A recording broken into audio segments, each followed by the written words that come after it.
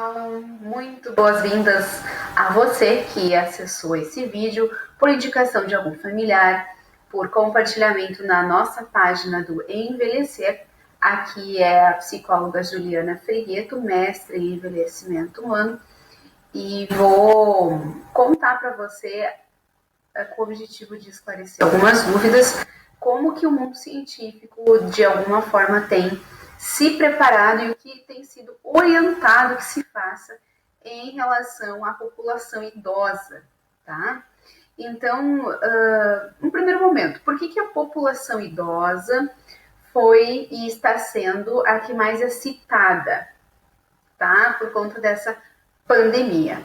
Vou mostrar aqui para vocês que desde 2014, ó, está aqui na tela do computador, que você pode observar, essa equipe de cientistas conseguiram identificar no Pará, tá, região norte do Brasil, que o coronavírus estava andando por lá, tá? Foi uma pesquisa validada, de cunho transversal, se coletou dados desde 2009 até 2011, tá? Foi analisado e foram muitas pessoas pesquisadas, tá?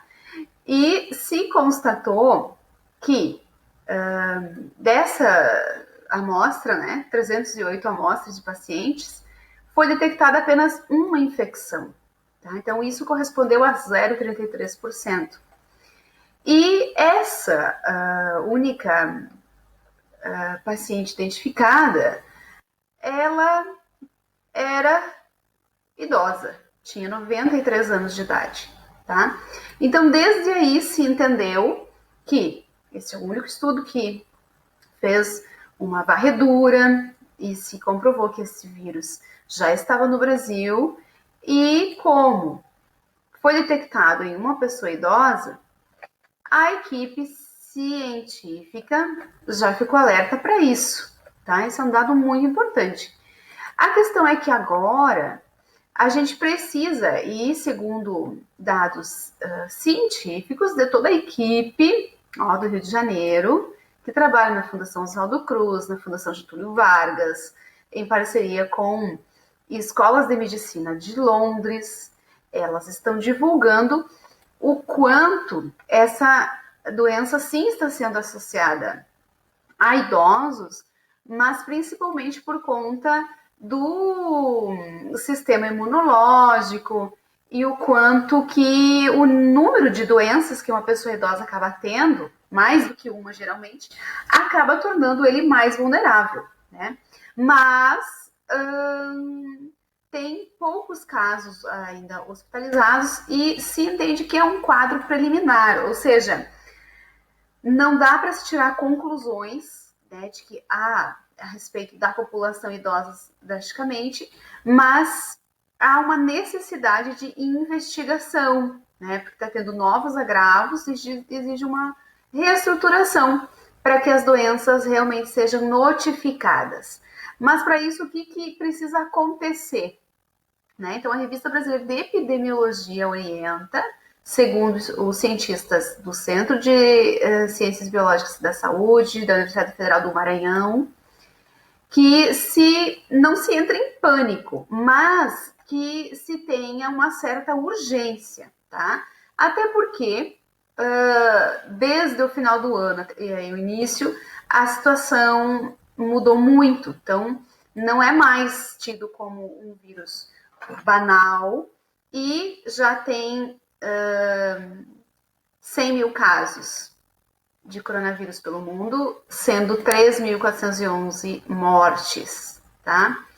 Então, a Organização Mundial da Saúde constatou que a taxa de mortalidade está sendo o que mais está assustando, tá?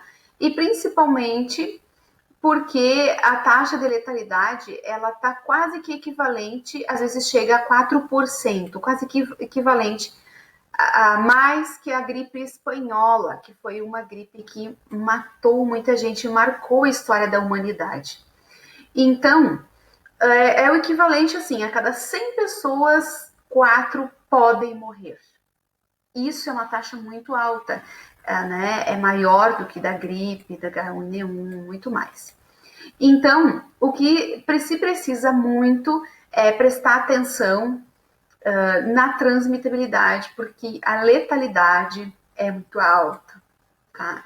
E o principal público-alvo são os profissionais de saúde. Precisa estar equipado, então, aqueles hospitais, instituições que costumam ter cultura organizacional de premiar o setor que ocupou menos luva, né, que isso acontece, precisa aumentar a atenção para isso, tá? Identificar os sintomas, né? Quando você tem já fazer consulta, isolar, né? Identificar as pessoas e ficar em quarentena. Mas o que mais chama a atenção é que a China conseguiu fazer toda uma organização e ser rápida em relação a isso. A questão é que a Organização Mundial da Saúde está tendo todo um trabalho de comunicar à população. Então, eles fizeram o protocolo de tratamento do novo coronavírus, estão divulgando, está em atualização, mas o que mais chama atenção para você que tem idoso em casa e que está com uma certa idade preocupado com isso, é o quê? Sim, você está entre um grupo vulnerável, porque o teu pulmão, de certa forma, ele está mais vulnerável para uma doença respiratória, tá? Mas principalmente porque contigo e com crianças pode apresentar quadro atípico, muito diferente do que acontece com os demais, ou seja, pode não apresentar sinais de desidratação, pode não ter febre, tá? Ou a dificuldade para respirar, que é comum ser associada e aí logo ir para o médico. Então, esse que é o maior risco, tá? São situações em que a febre pode não aparecer. Se você tem um idoso em casa, está com idade avançada, o risco é maior porque é uma doença que costuma ser um vírus que está se instalando e tem como característica ser muito mais silencioso na pessoa idosa, tá? Então, o protocolo de tratamento do novo coronavírus prevê e orienta que se priorize uma atenção domiciliar ao idoso e atendimentos mais individualizados. Se evite grupo, então você que costuma participar de grupos de terceira idade, movimentos, precisa nessa hora se priorizar e você, enquanto familiar, também, principalmente se você for profissional de saúde, tem que ter atenção redobrada, porque você, enquanto profissional de saúde, que trabalha num hospital, num posto de saúde, um estabelecimento assim, está como um grande coadjuvante nessa prevenção e levando, inclusive, uma opinião e uma nova cultura de hábitos para com a população idosa, tá? Então, priorize esse atendimento domiciliar, individualizado. Se você precisa de serviços,